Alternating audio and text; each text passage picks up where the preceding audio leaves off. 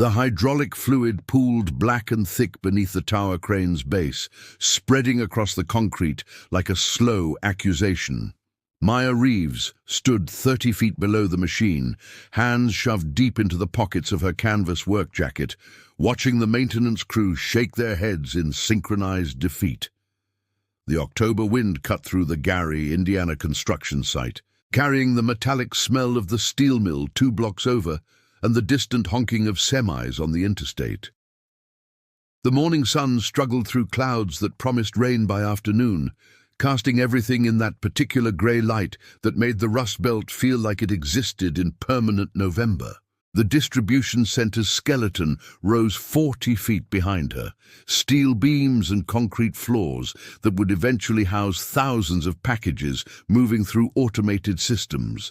But right now, it was just bones and ambition, dependent entirely on the yellow tower crane that had decided this particular Tuesday morning to stop working. "That's it," Tommy Vasquez said, tossing his wrench into his toolbox with a clatter that echoed across the skeletal frame. He was in his early 30s, with the kind of mustache that suggested he'd watched too many 1980s action movies and the thick forearms of someone who'd been turning wrenches since high school. "Hydraulic pumps shot, seals are blown, the whole system's contaminated. We're looking at a week, minimum, to get the parts and swap it out." "Week and a half," corrected Mike Chen, the senior crane operator, wiping grease from his hands with a rag that looked like it hadn't been clean since the Reagan administration. Mike was 52, with grey threading through his black hair, and the particular weariness of a man who'd seen 3 recessions, 2 divorces, and countless pieces of equipment fail at the worst possible moment. You know how long Kohler takes to ship anything, and that's if they have the parts in stock, which they probably don't, because this crane model's what, 15 years old? 17, said Pete Morrison, the youngest of the maintenance crew, still pulling on his work gloves like he'd just arrived. He was 23 and treated every mechanical failure like a personal insult. I looked it up. They stopped making parts for this series in 2019. Everything's special order now. Maya watched the exchange from her position near the temporary office trailer, technically present for the morning safety meeting that had dissolved into this crisis 30 minutes ago. She'd been on this site for 6 weeks now, the only woman among 47 workers hired as a general laborer, despite her mechanical engineering degree from Purdue and 3 years working industrial maintenance in her father's manufacturing plant before it closed. The degree hung in a frame in her apartment. Here, it was just another reason for people to call her college, with that particular inflection that made education sound like a character flaw. She'd learned to dress in layers.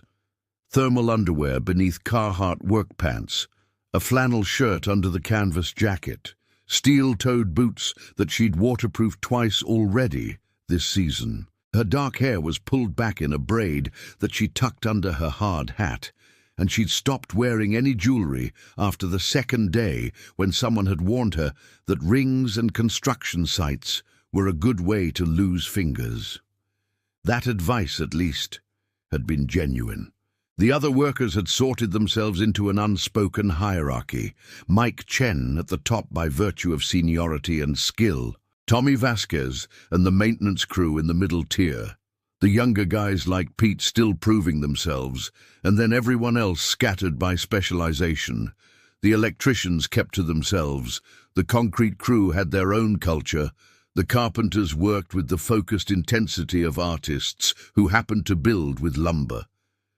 And then there was Maya, occupying a space outside the hierarchy entirely. Not quite trusted, not quite dismissed, useful enough to keep around, but not integrated enough to be part of the casual conversations that happened during smoke breaks and lunch hours. Project manager Frank Hartley emerged from the trailer, his reflection catching in its aluminum siding, a thick-necked man in his mid-50s whose hard hat always sat slightly crooked, as if perpetually skeptical of its own purpose. He surveyed the scene with the expression of someone calculating how much this delay would cost, how many calls he'd have to make, how badly this would damage the already tenuous timeline they were barely maintaining. "So we're dead in the water," he said. Not a question. "Pretty much," Tommy confirmed. "Can't pour the upper floors without the crane.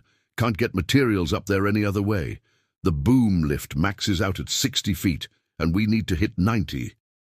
Frank's jaw worked side to side, the way it did when he was trying not to curse in front of clients. Maya had noticed that particular tell during the week she'd spent mostly moving materials, running errands, doing the 1,000 small tasks that kept a construction site functioning while the real workers did the real work. "The hydraulic pump isn't the only problem," she said.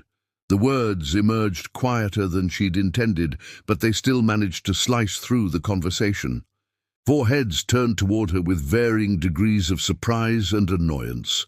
Tommy actually looked confused, as if he'd temporarily forgotten she existed. Pete glanced at Mike, waiting for the senior man's reaction before forming his own opinion. It was how things worked here. You waited to see which way the wind was blowing before you committed to a direction. "Sorry," Frank said, his tone carrying the particular condescension reserved for people he didn't quite believe deserved to be present. He'd emerged from his truck rather than the trailer, had probably been on his phone with the main office, explaining why their timeline was about to slip. Maya felt the familiar tightness in her chest, the one that always appeared when she knew she was about to make herself vulnerable to ridicule. She'd felt it during the job interview when she'd downplayed her education. She'd felt it her first week when someone had asked if she was sure she could handle lifting 50-pound bags of concrete mix. She'd felt it every time she'd noticed something wrong and swallowed the observation because speaking up had seemed more dangerous than staying silent. But she'd been watching this crane for weeks. She'd watched it every morning during the safety meetings, had observed its operation while she was moving materials or organizing tools, or doing any of the dozen maintenance tasks that kept her busy without ever making her essential. She'd noticed the small inconsistencies in its operation, the hesitations in its movements that the operators dismissed as personality, that anthropomorphization that workers applied to machinery when they didn't want to admit something was wrong. "The hydraulic pump failed because the pressure regulation valve has been stuck partially open for at least 3 weeks, she continued, stepping closer despite every instinct telling her to retreat. The concrete was cold enough that she could feel it through her boots. I've watched the boom swing response time. It's been degrading progressively. The pump was compensating for the pressure loss until it couldn't anymore. Even if you replace the pump without fixing the valve, you'll blow the new pump in a month, maybe less, under heavy load." Mike Chen's expression shifted from confusion to something harder, something defensive. "You've been watching the crane." "I work here." "You haul lumber and sweep up," Tommy said, not unkindly, but with the casual dismissiveness of someone stating obvious fact. "No offense, but you don't know what you're looking at." "I know a pressure regulation failure when I see one." Frank held up a hand, his face struggling between irritation and something that might have been curiosity. "Even if you're right, and that's a big if, we still can't do anything about it. The crane's down. We need Kohler to send parts and a certified tech." "You don't need Kohler," Maya said, the words coming faster now, pushed by adrenaline and 6 weeks of swallowed observations. "The valve isn't broken, it's jammed. There's probably contamination in the solenoid, or the spring mechanism is corroded. It's a mechanical jam, not a failure. And the pump might not be completely shot. If you caught it before total seal failure, you might just need to flush the system, replace the filters, and recalibrate the pressure settings." The silence that followed felt like judgment taking physical form. Somewhere in the distance, a nail gun fired in rhythmic bursts. A radio played Led Zeppelin at low volume from inside someone's truck. Frank stared at her for a long moment, his expression unreadable. Then he laughed, a short, sharp bark of sound that made her stomach drop. It wasn't cruel exactly, but it wasn't kind either. It was the laugh of someone who'd just been presented with unexpected entertainment. "Okay, college," he said, using the nickname that had stuck to her since her second day when someone had seen her reading during lunch. Not reading anything technical, just a paperback mystery novel, but it had been enough to mark her as different. "I'll make you a deal. You make this broken crane work. Really work. Not some temporary band-aid that'll get someone killed. And I'll listen. Hell, I'll listen to any idea you've got about anything on this site." He wasn't serious. Maya could hear it in his tone, see it in the way he glanced at Tommy and Mike with that subtle smirk that men share when they're playing along with something they find amusing. This was entertainment. This was the new girl getting taken down a peg, learning her place, providing a story they'd tell over beers later at Murphy's Tavern down on Broadway. Pete was trying not to smile. Tommy looked uncomfortable, like he wanted to say something but couldn't quite figure out what. Mike Chen's expression was harder to read, not amused exactly, but not intervening either, just watching. The way you watch a situation unfold, that isn't quite your responsibility. But when you can't, Frank continued, warming to his performance now, playing to his audience, when you waste everyone's morning poking around at machinery you don't understand and we still have to wait for the real fix, you stop with the suggestions, you do your job, you stay in your lane, and you let the people who know what they're doing do theirs. Fair? It wasn't fair. Nothing about this was fair. But fairness wasn't the currency of construction sites, and Maya had known that before she'd accepted this job. She'd known it when she'd watched her father lose his position at the plant, when she'd applied to 17 different companies and gotten 3 responses, when she'd sat across from Frank during the interview and watched him try to figure out why a woman with an engineering degree wanted to haul lumber. Maya's hands had gone cold despite the work gloves. This was the moment to back down, to laugh it off, to retreat into invisibility. That's what survival looked like in spaces like this. Keep your head down, don't make waves, cash your paycheck, look for something better. Her mother had counseled exactly that approach over Sunday dinner 2 weeks ago. But her father had said something else. He'd said that the worst part about losing the plant wasn't the lost income or the humiliation of working retail at his age. It was the accumulated weight of every time he'd seen something wrong and said nothing. Every corner he'd watched get cut while he stayed silent. Every compromise he'd made until he'd become complicit in the very decline he'd wanted to prevent. "Deal," she heard herself say. Tommy whistled low, the sound carrying equal parts admiration and concern. Mike Chen shook his head slowly, like he was watching someone step off a cliff. Pete actually took a step back, as if failure might be contagious. Frank's smirk widened into something that looked almost pleased, the expression of someone who'd just won something he'd expected to win all along. "All right then," Frank said, gesturing toward the crane with mock gallantry. "It's all yours, college. You've got until lunch. That gives you," he checked his watch, 3 hours and 40 minutes to perform your miracle. We'll all be very interested to see how this goes." Maya nodded, not trusting herself to speak, and walked toward the crane with the distinct sensation that she was walking toward the edge of something she couldn't see clearly. Behind her, she heard Tommy mutter something she couldn't quite catch, followed by Mike's response. "Give her credit, at least. She's got guts, if nothing else." The crane loomed above her, its yellow paint faded and streaked with rust, its cabin empty and dark. The equipment locker sat near the base. She'd need tools. She'd need the maintenance manual if they had one. She'd need to be right about the pressure valve, about the pump, about all of it. She'd need to be right, in a way that left no room for argument or dismissal. 3 hours and 40 minutes. Maya pulled open the equipment locker door and began taking inventory of what she had to work with, acutely aware of the eyes on her back, the waiting judgment, the entertainment value she now represented. Her phone buzzed in her pocket, probably her mother, probably asking about her day. She ignored it. The hydraulic fluid was still spreading beneath the crane, a black mirror reflecting nothing but sky. The tower crane's access panel was secured with 6 bolts that had been tightened by someone who either didn't trust the equipment or didn't trust the next person who'd need to open it. Maya worked methodically with the impact wrench from the locker, feeling the vibration run up her arms as each bolt finally surrendered.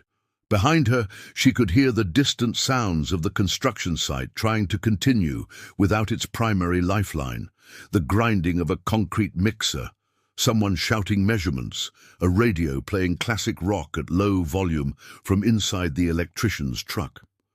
The morning had warmed slightly, the sun breaking through the cloud cover in patches that moved across the site like searchlights. Steam rose from the coffee someone had left on the trailer steps. A delivery truck arrived with lumber, its backup beeper cutting through the relative quiet. She was acutely aware that she'd become a temporary spectacle. Workers found reasons to pass by. Some were obvious about it, pausing to watch openly with their arms crossed and their expressions skeptical. Others were subtler, glancing over while pretending to examine materials or check their phones. Pete Morrison had positioned himself near the concrete forms, ostensibly measuring rebar placement, but clearly keeping her in view. Tommy had disappeared into the temporary office trailer with Frank, probably discussing contingency plans for when, not if, she failed. The tool locker had surprised her with its organization. Someone, probably Tommy, maintained it with the care of a person who understood that chaos in tool storage translated directly into wasted time and money. The impact wrenches were charged and ready. The hand tools were sorted by type and size. The manuals, water-damaged and out of date but present, were filed in a plastic crate with labels that had faded but were still legible. She'd found what she needed: the maintenance manual for this specific crane model, a set of Allen wrenches that looked original to the equipment, cleaning solvent, compressed air canisters, replacement seals in various sizes still in their packaging, and a hydraulic pressure gauge that would let her test her repairs without having to guess. The pressure regulation valve was exactly where she'd expected it to be, mounted on the hydraulic manifold block, accessible only by lying on her back and reaching up into the machinery's guts. The positioning was deliberate. This valve wasn't meant to be serviced frequently, which meant, when it did fail, most operations would just replace the entire manifold rather than deal with the awkward access and the liability of a field repair. Maya slid underneath, her shoulders barely fitting in the gap between the crane's base and the ground. The cold concrete pressing against her back, even through her jacket. She aimed her flashlight upward into the mechanical darkness, finding the valve among the maze of hydraulic lines, electrical conduits, and structural supports. The valve was old, its brass body weathered to a dull green, but the real problem was immediately visible. The solenoid was caked with a combination of dried hydraulic fluid, rust, and what looked like construction dust that had somehow infiltrated the supposedly sealed system. "How's it going under there?" a voice called out. She didn't recognize it, which meant it was probably one of the younger laborers, someone curious enough to check on the entertainment, but not senior enough to have formed strong opinions yet. "Fine," Maya called back, her voice echoing strangely in the confined space. She began the delicate process of removing the solenoid, working carefully because one wrong move, one stripped thread or broken seal, and she'd transform Frank's joke into a genuine disaster. Her father had taught her this kind of work in the plant, his patient voice explaining that machinery was just frozen logic. If you could think through the purpose of each component, you could understand how they failed and how they could be fixed. The plant had closed 18 months ago. Her father had been 61, too young for retirement but too old, apparently, for anyone else to hire.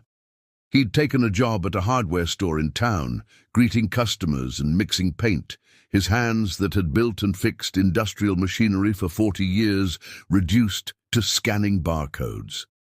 The solenoid came free, with a grinding protest. Maya slid out from under the crane, sat up, and examined the component in the late morning light. The plunger mechanism was jammed exactly as she'd suspected, and the spring showed signs of corrosion. Fixable, if she worked carefully. "You actually know what you're doing," a voice said, closer this time, genuinely surprised.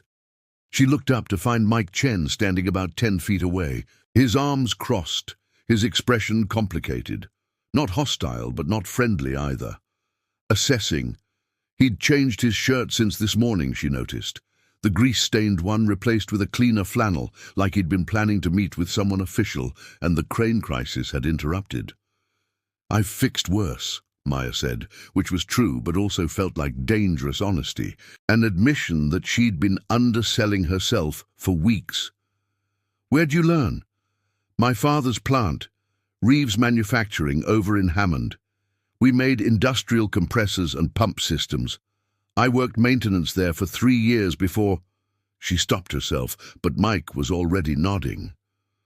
"Reeves," Mike repeated, recognition flickering across his face. "That place shut down, didn't it? I remember hearing about it.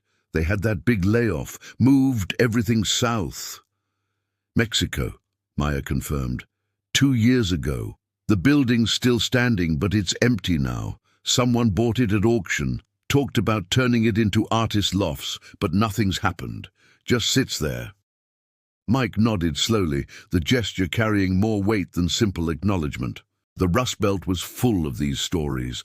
Families and towns hollowed out by decisions made in distant boardrooms, skilled workers scattered like debris after a storm.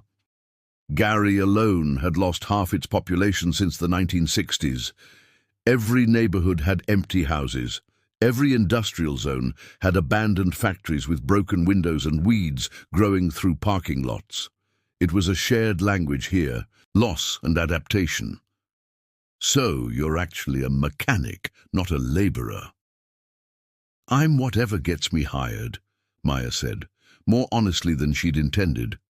She sat up, brushing dirt and hydraulic fluid residue from her jacket.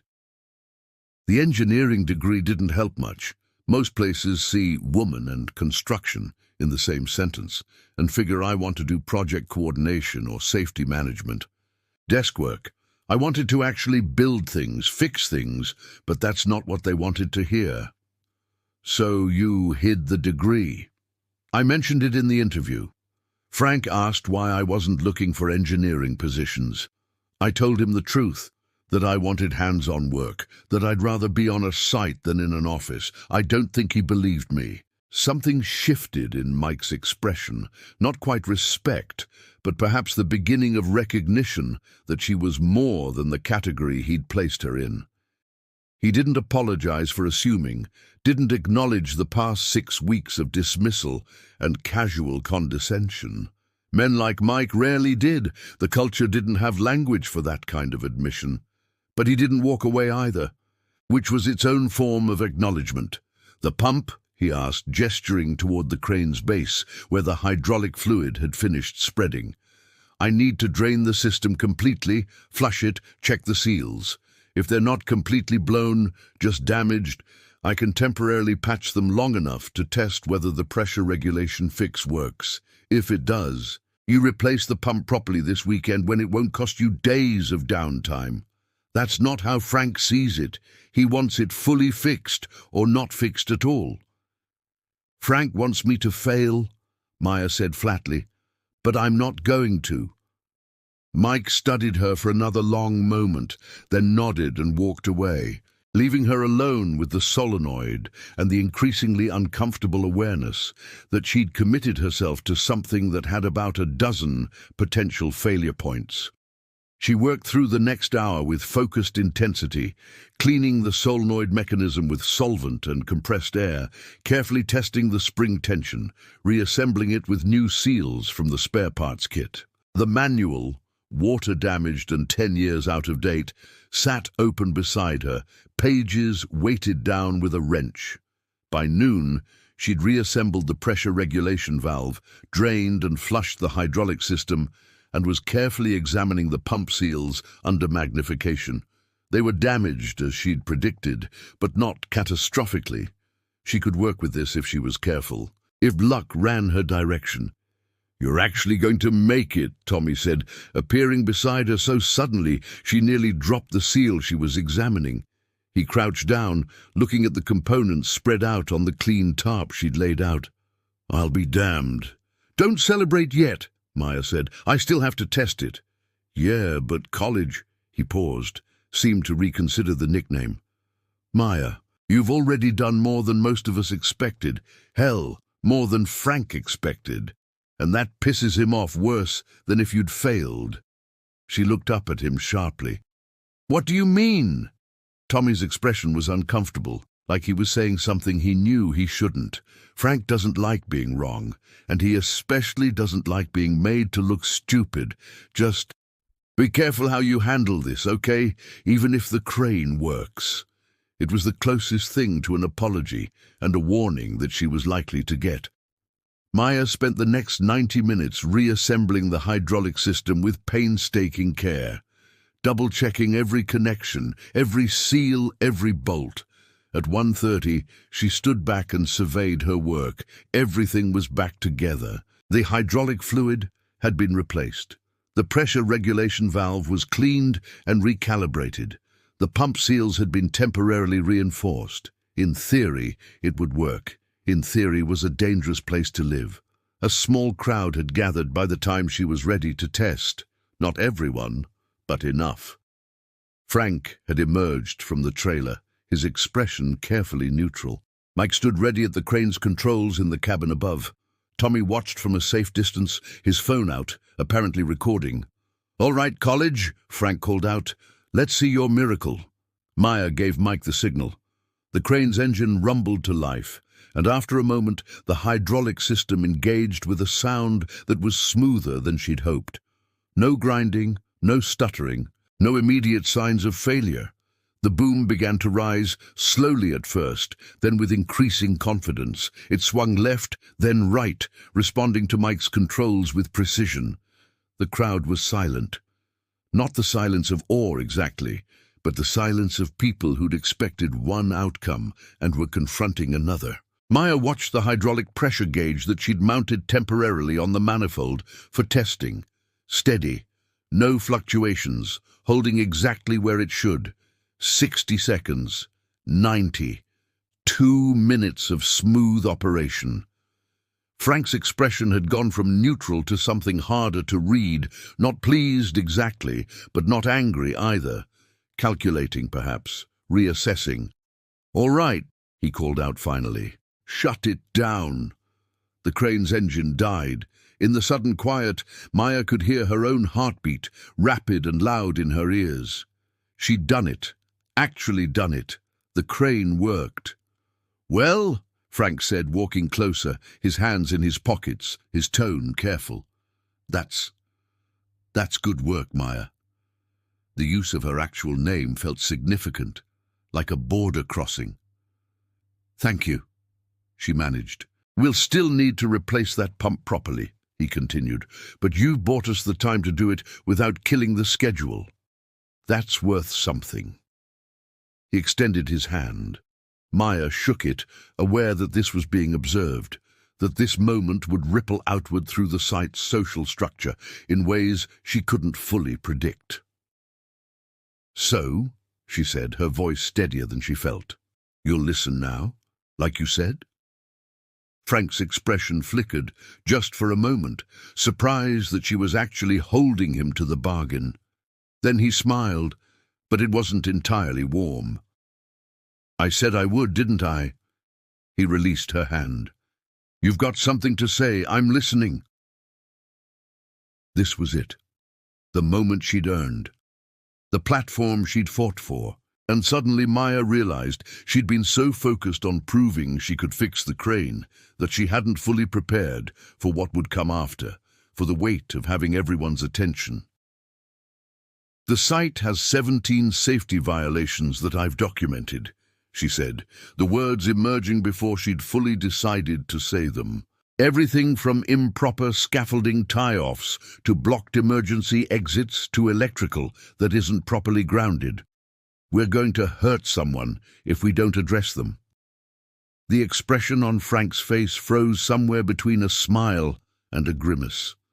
Around them, the quiet took on a different quality, not observation anymore, but tension. Safety violations, Frank repeated slowly. Yes, and you've been documenting them. Yes. Frank nodded, his jaw working side to side again. Okay, send me the list. We'll take a look. But his tone had changed, and Maya knew with sudden, sinking certainty that fixing the crane might have been the easy part. The list arrived in Frank Hartley's email at 6:47 p.m. that evening, exactly 17 items, each meticulously documented with photos, on timestamps, and OSHA code references. Maya had spent the afternoon compiling it from the notes she'd been keeping on her phone since her second week on site, turning 6 weeks of observed violations into a formal record that couldn't be dismissed as vague complaints or subjective concerns. Item 1. Scaffolding on the north side lacked proper tie-offs to the building structure, creating fall hazards above 20 feet.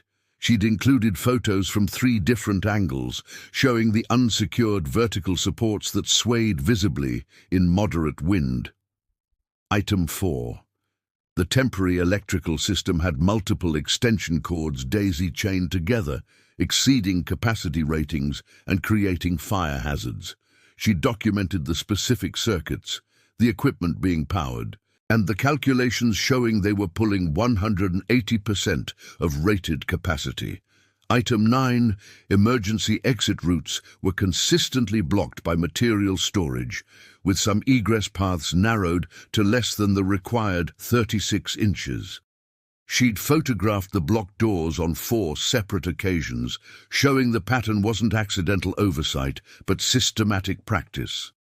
Item 13. Personal fall arrest equipment was being shared among workers without proper inspection between users, and several harnesses showed wear damage that should have removed them from service. She documented the frayed webbing, the damaged D-rings, the equipment that was technically present but effectively non-functional. She sent it from the parking lot, sitting in her 2008 Honda Civic with the heat running against the November cold that had settled in overnight, bringing the first real taste of winter after October's relative mercy. The distribution center's skeleton loomed behind her, dark against the darker sky, illuminated only by the security lights that created shadows more than visibility. She sat for a long moment with her finger hovering over the send button, knowing that this would change something fundamental and irreversible. This wasn't just pointing out a problem, this was documentation, evidence, the kind of formal record that created liability and demanded response. Once sent, it couldn't be unsent. Once read, it couldn't be unread. Her phone showed 6:46 p.m. Frank was probably home by now, probably sitting down to dinner with his wife, probably not expecting to check work email until morning. Sending it now gave him the night to read it, to absorb it, to decide how to respond without the pressure of immediate audience. Or maybe that was cowardice dressed up as strategy. Then she pressed send and sat in the cold car, watching the email disappear into the network, carrying with it consequences she couldn't fully predict. The parking lot was nearly empty now, just her Civic, Tommy's pickup truck, probably staying late to finish something, and Frank's company SUV that he usually didn't drive home, preferring his personal truck for the commute. She drove home to her apartment in Hammond, a 1-bedroom above a tax preparation office that was empty 8 months of the year, which meant silence, punctuated by occasional footsteps from the elderly couple in the apartment next door. The neighborhood was the kind that had been nice in the 1970s and was now just tired. Chain-link fences, cracked sidewalks, houses that needed paint but wouldn't get it. Her apartment was neat by necessity more than nature. When you lived in 600 square feet, clutter became suffocating fast. The furniture was mostly second-hand. The kitchen appliances were older than she was, but it was hers, and the rent was manageable, and she could walk to the grocery store when her car was being temperamental. Frank's response came at 10:23 p.m. Received. We'll discuss Monday. That was it. No acknowledgement of the crane repair, no thank you for the thorough documentation, no indication of whether he was angry or appreciative or something more complicated. Just a curt confirmation that pushed the issue into next week, into Monday morning, and whatever that would bring. Maya lay in bed that night, listening to the freight trains that ran through town every few hours, shaking the building just enough to remind her she was never quite settled, never quite permanent. The trains carried steel and coal and grain, the commerce that still moved through the Rust Belt, even as everything else seemed to be leaving. She'd grown up with this sound, had learned to sleep through it as a child, but tonight it kept her awake with its reminder that the world was in constant motion, and she'd just committed herself to being a rock in the stream. Monday morning arrived with freezing rain that turned the construction site into a misery of mud and slick metal. Maya reported at 7, as always, her boots immediately caked with the particular combination of mud and concrete dust that characterized construction sites in wet weather. She found the atmosphere had shifted in ways both subtle and obvious. Workers who'd greeted her before, even just with nods, now offered only blank acknowledgement or careful avoidance. Tommy avoided eye contact entirely, focusing intently on his coffee like it held secrets to the universe. Mike Chen was up in the crane cabin early, visible only as a shape behind rain-streaked windows, testing the repairs she'd made as if trying to find fault. The temporary office trailer had that particular smell of wet work clothes and bad coffee and the industrial cleaner someone used on the floors. 42 people crammed into a space designed for maybe 30, everyone dripping rain and trying not to touch anyone else, creating that specific miserable solidarity of workers enduring weather together.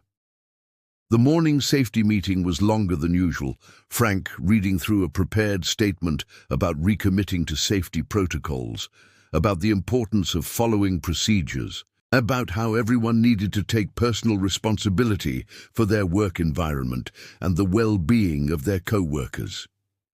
His voice was careful, measured, the tone of someone who'd spent the weekend consulting with the main office's legal department.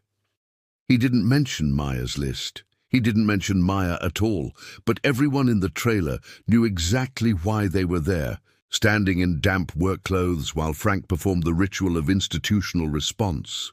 She could feel the knowledge in the room, like a physical presence, the awareness that someone had forced this conversation, that new scrutiny was coming, that the comfortable shortcuts they'd all been taking were about to become expensive complications. Pete Morrison kept glancing at her, then away, like he couldn't quite figure out how to process what she'd done.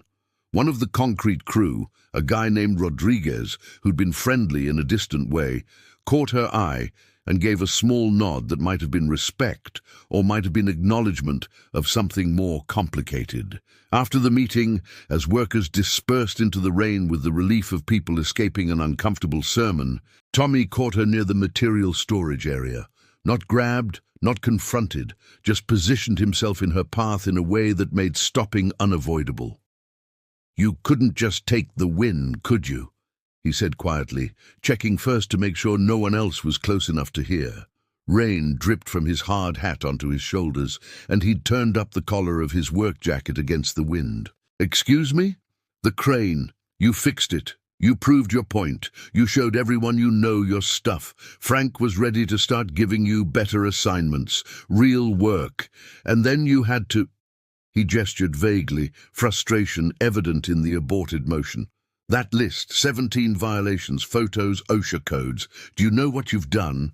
Or documented safety violations that could get someone killed. You've made everyone on this site look bad," Tommy said, his voice low and urgent and carrying a quality of genuine distress.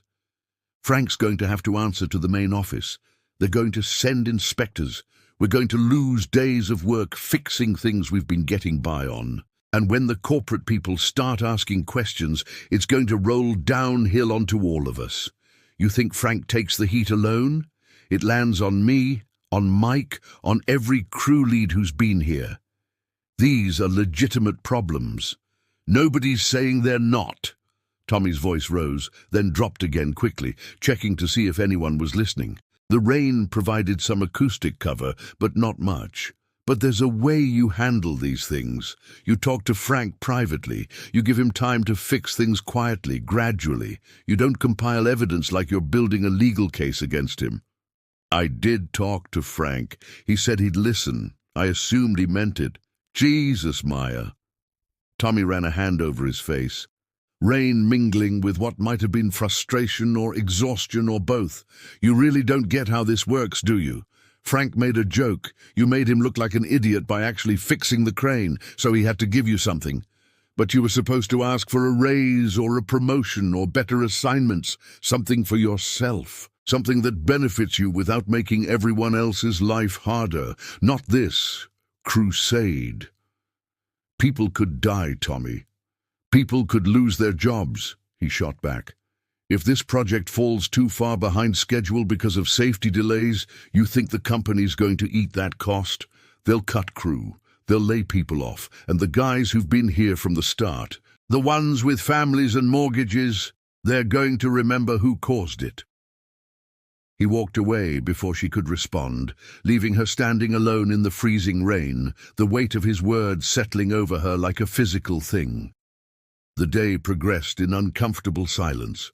Maya was assigned to help organize the tool shed, a job that kept her away from the main work areas, away from the crane she'd fixed, away from everyone. It felt like punishment dressed up as busy work, and probably was. At lunch, she sat in her car and called her father. "How's the site?" he asked, his voice carrying the particular weariness of someone who'd spent the morning lifting 50-pound bags of concrete mix for customers at the hardware store. Maya told him everything. The crane, the deal, the list, the aftermath. She told him about Tommy's anger, about the silence that had replaced the grudging respect she'd briefly earned, about the sick feeling in her stomach that maybe she'd made a terrible mistake. Her father was quiet for a long time after she finished. "Your mother thinks I made you too much like me," he said finally. "Too stubborn, too convinced that being right matters more than being practical. Dad, let me finish." His voice was gentle but firm. When the plant was dying, everyone knew it. We all saw the signs. The maintenance getting deferred, the corners being cut, the orders slowing down. And I went to management with a list, just like you did, documented every problem, every violation, every risk. I thought I was saving the company. What happened?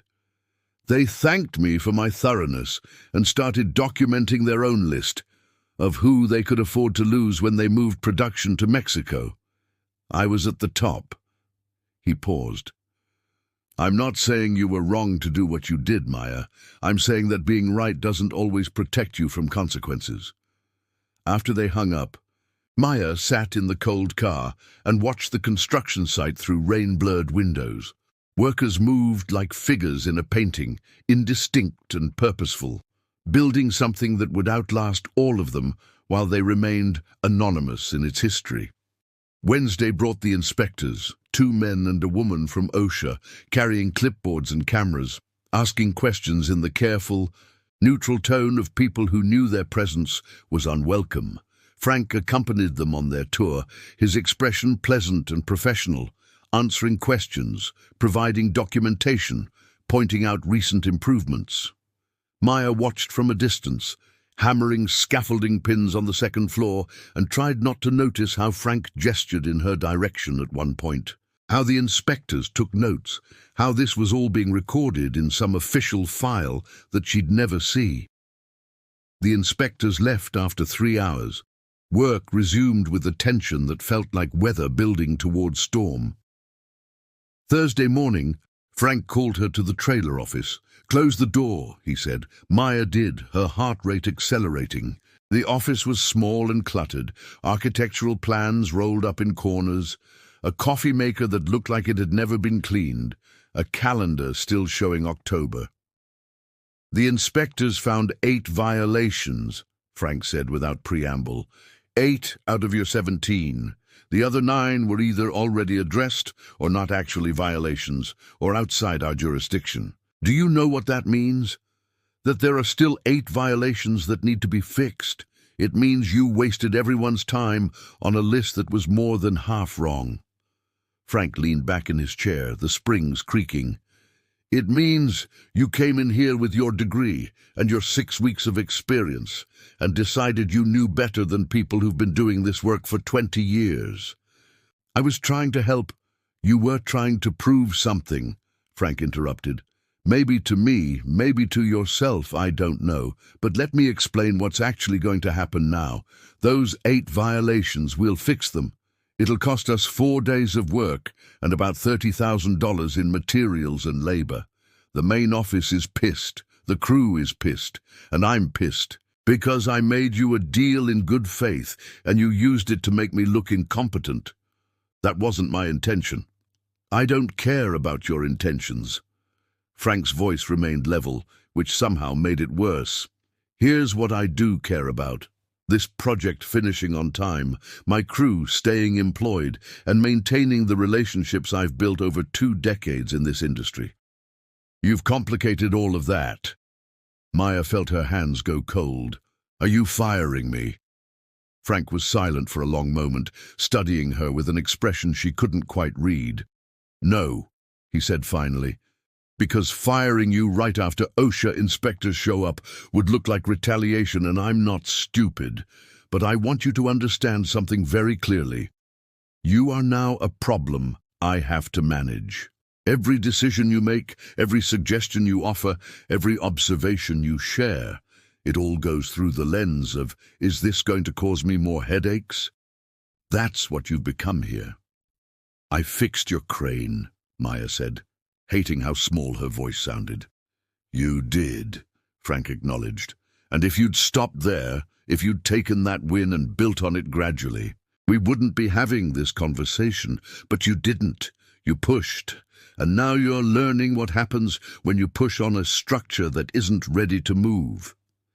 He dismissed her with a gesture, turning back to his paperwork as if she'd already left. Maya walked out of the trailer, into the cold afternoon, past workers who'd probably heard everything through the thin walls, past the crane that was now working perfectly because of her, past the scaffolding and materials and all the infrastructure of building something that would stand long after this moment had faded into forgotten history. She made it to her car before she cried. Angry, frustrated tears that felt like admitting defeat, even though she didn't know what else she could have done differently. That night, her mother called. Your father told me what happened, she said. How are you holding up? I don't know, Maya admitted. I thought I was doing the right thing. Maybe you were. Right and smart aren't always the same, unfortunately. Her mother's voice was kind but honest. You could quit, you know, find something else, something where you don't have to fight this hard just to be heard. I don't want to quit. Then what do you want? It was a simple question with complicated answers. Maya sat in her apartment, the freight train rumbling past, shaking everything that wasn't bolted down. I want to keep building things, she said finally. I want to be good at this. I want to matter. Then you'll figure it out.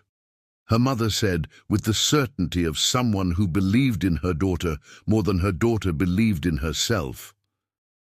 But Maya, try to remember that you're not just fighting for yourself.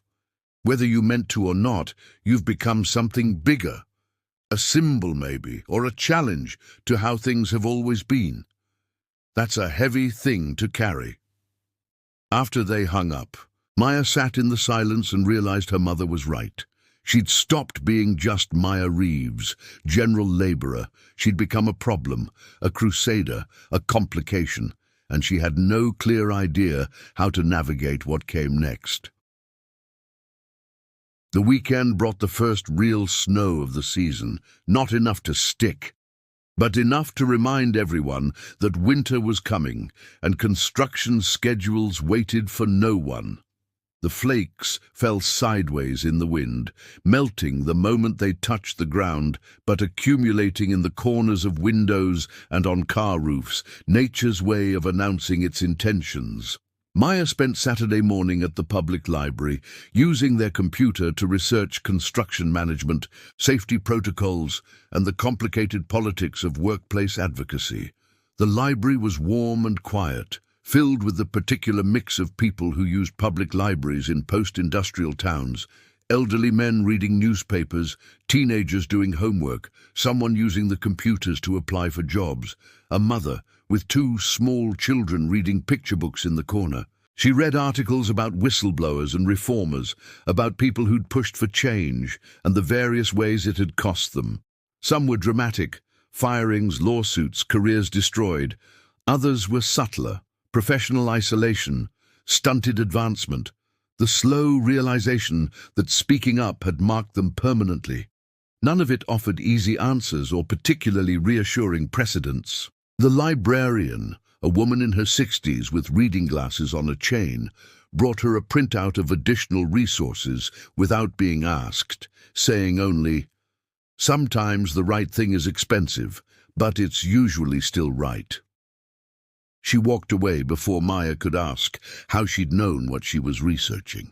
Saturday afternoon she bought groceries and did laundry and tried to distract herself with normal tasks, but her mind kept circling back to Monday, to what would happen next, to whether she'd made a terrible mistake or a necessary stand or something complicated that was both simultaneously. Sunday she visited her father at the house where she'd grown up, the small ranch in Hammond that her parents had bought in 1998, when the plant was still profitable and the future looked stable.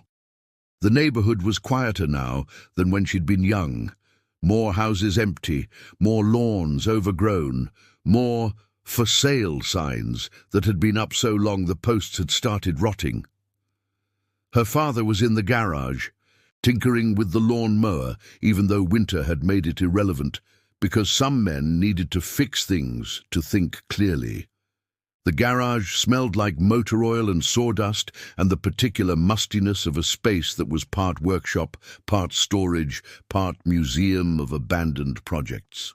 Her father's hands moved with practiced efficiency over the carburetor, despite the arthritis that made them ache in cold weather. "You're not quitting," he said, without looking up from the carburetor he was cleaning. "How do you know?" "Because you're my daughter." He set down his tools and finally met her eyes. "And because quitting isn't the lesson you need right now." "What is the lesson?" Her father gestured for her to sit on the old workbench, the same one where he'd taught her to use tools when she was 8, where she'd learned that machinery was just logic made physical. "When I lost the plant job, I thought I'd failed.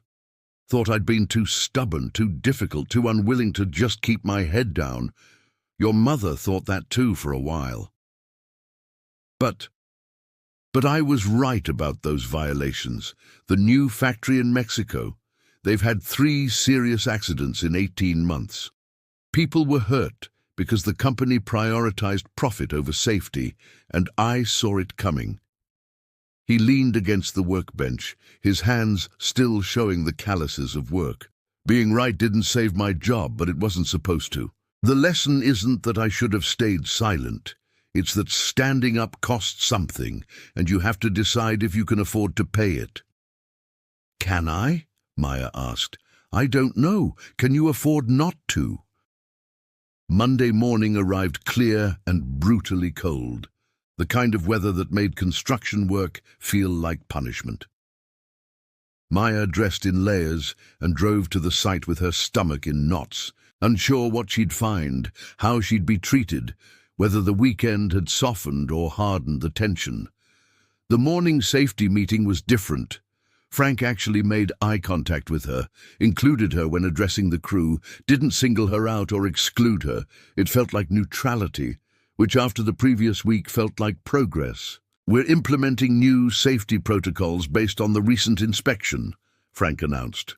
Revised scaffolding procedures, updated electrical guidelines, mandatory harness use above 20 feet.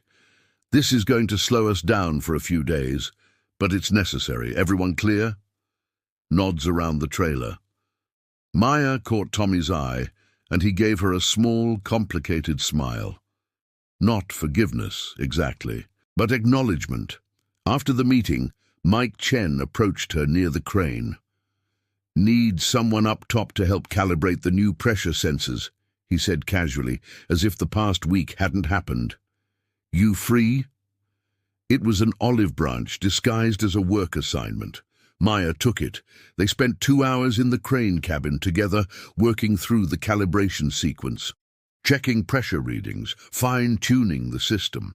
Mike worked with the quiet competence of someone who'd been doing this for decades, and Maya found herself learning from his small efficiencies, the way he anticipated the machine's responses. "My daughter's studying engineering at Illinois State," Mike said suddenly, breaking their focused silence. "She wants to work construction, like me. I've been trying to talk her out of it." "Why?" Mike gestured vaguely at the site below, the workers, the mud, the brutal practicality of it all. "Because it's hard for women in this industry, harder than it should be, and I don't want her to have to fight for every inch of respect like—" He stopped, seemed to reconsider. "Like what I've seen you go through. But she wants to do it anyway. She's stubborn, like her old man." Mike smiled slightly.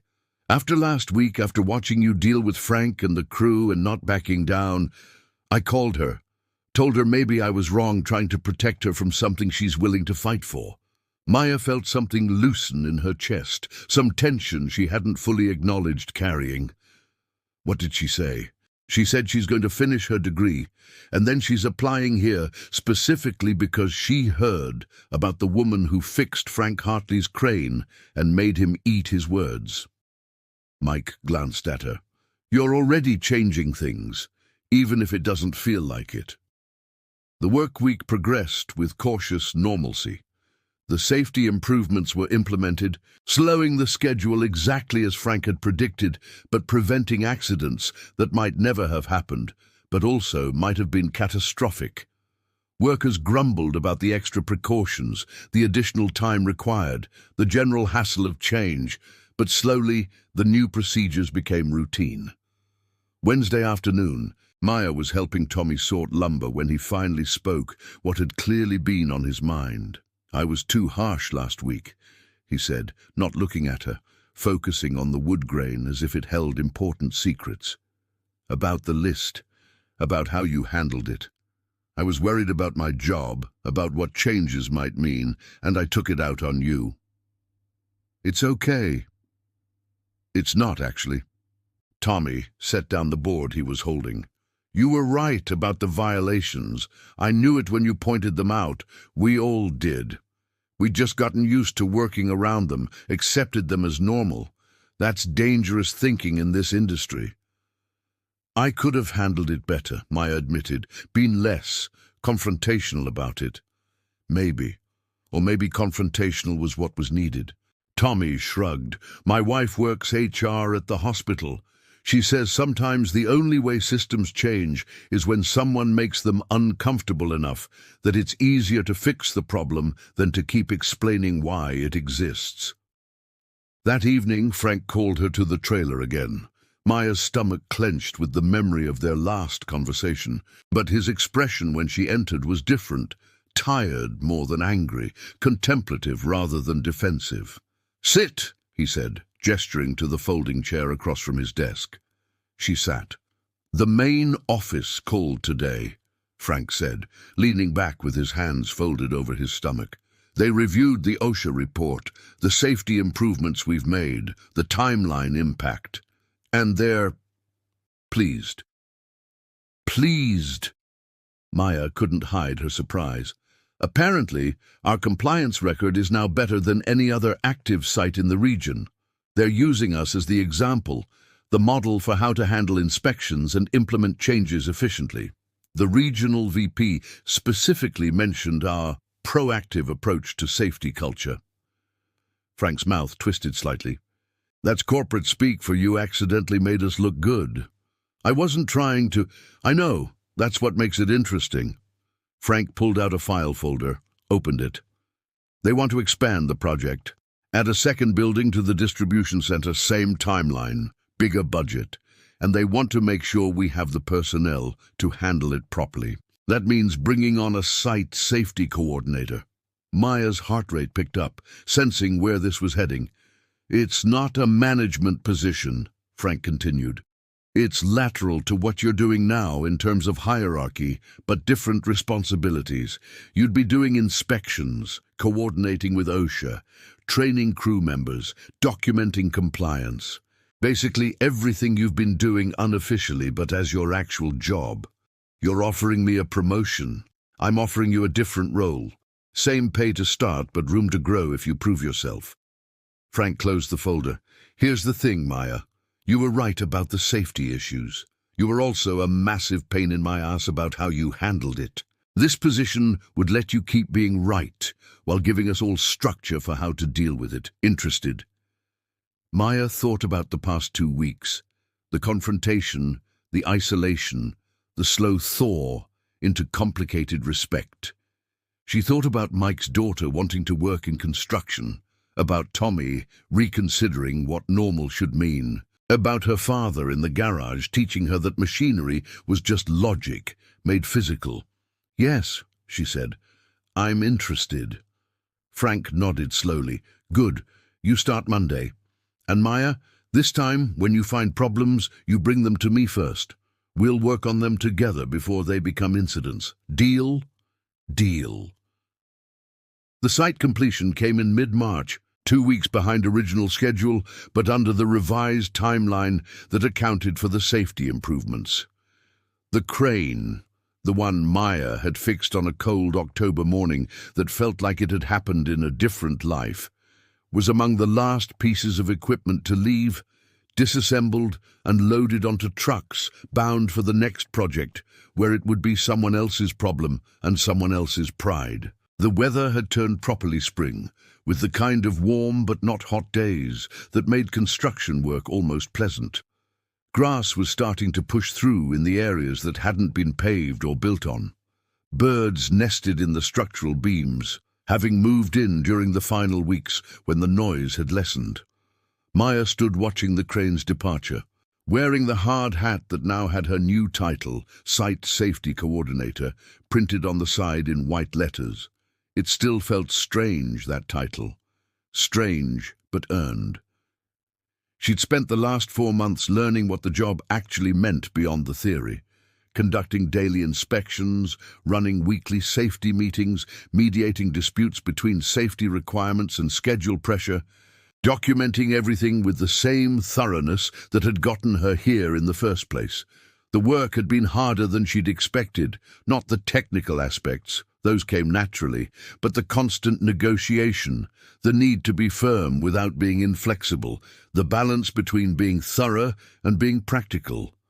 Frank had warned her that she'd become a problem to manage. What he hadn't mentioned was that she'd also become a resource, someone who could answer OSHA questions, interpret regulations, defend their practices in the documentation that the main office now wanted for every decision.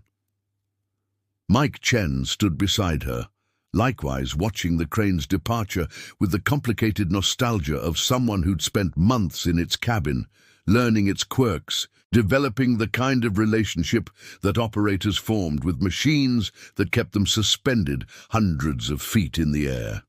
He'd brought coffee, the good kind from the shop on Broadway, not the battery acid from the trailer, and handed her one without asking if she wanted it.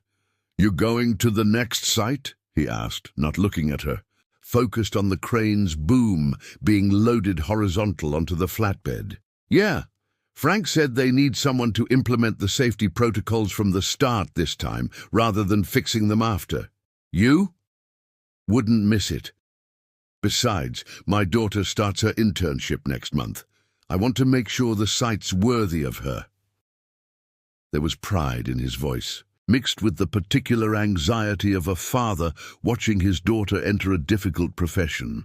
They stood in comfortable silence as the crane was driven away, its yellow paint faded and streaked, but still functional, still essential, leaving an empty space in the lot that would soon be filled with cars when the distribution center opened for business. The building they'd spent 5 months creating stood complete and stolid, revealing nothing of the conflicts and complications that had gone into its construction, the small human dramas that had played out in its shadow. The completion had brought the inspectors back, not for violations this time, but for final certification. They'd walked through with clipboards and cameras, and the professional satisfaction of people finding things done correctly. One had even commented to Frank, within Maya's hearing, that this was one of the cleanest completions they'd seen in terms of documentation and compliance. Frank had accepted the compliment with visible pride, mixed with something more complicated, perhaps the acknowledgement that being forced to do things right had ultimately made his job easier, even if the forcing had been uncomfortable. The crew had evolved too, not dramatically. Construction culture was too entrenched for that, but in small, significant ways. Tommy had started asking her opinion on equipment maintenance before problems became crises. Pete Morrison had taken to reading safety bulletins, had even suggested improvements to their fall protection procedures. Rodriguez from the concrete crew had recommended her for a similar position on his brother-in-law's site, which she'd declined but appreciated. There had been departures too. 2 workers had quit during the safety implementation, claiming the new requirements made the work impossible. Frank had let them go without much fight, had hired replacements who adapted to the protocols because they'd never known anything different. The site had absorbed the changes the way organisms absorbed mutations. Some died off, but the whole became stronger. "You know what's funny?" Mike said. "That morning, when Frank made his joke about making the crane work, I thought I was watching someone commit career suicide. Thought you'd embarrass yourself, learn a hard lesson about staying in your lane." "What changed? You didn't just fix the crane, you fixed something bigger. This idea we'd all accepted that good enough was good enough, that safety shortcuts were just part of the industry, that some people belonged in certain roles and others didn't." Mike glanced at her. "That's harder than fixing hydraulics."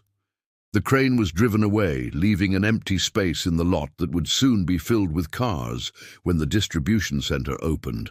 The building they'd spent 5 months creating stood complete and stolid, revealing nothing of the conflicts and complications that had gone into its construction, the small human dramas that had played out in its shadow. Maya walked back to her car as the sun set over Gary, Indiana, the steel mills smoking in the distance, the interstate humming with commerce, the air cold but no longer quite winter. Her phone buzzed with a message from her father. "Proud of you. Always," she typed back. "Learned from the best." The next site started in 2 weeks, a smaller project but one that would be built right from the beginning, with proper safety protocols and someone whose job it was to ensure they were followed.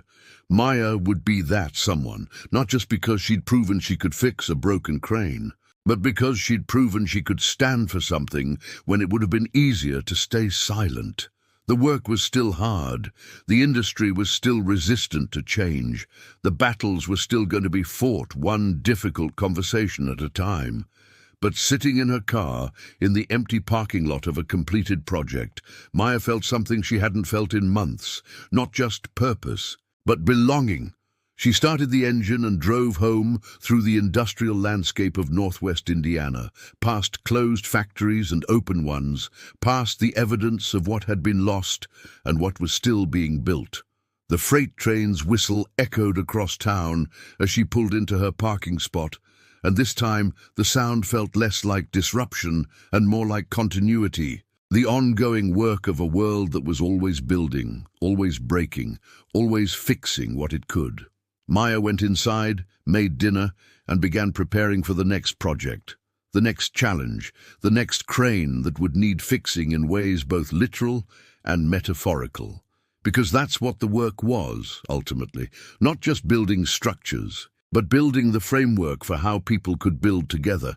And she'd learned she was good at that. Better than good, actually. She was necessary. That would have to be enough.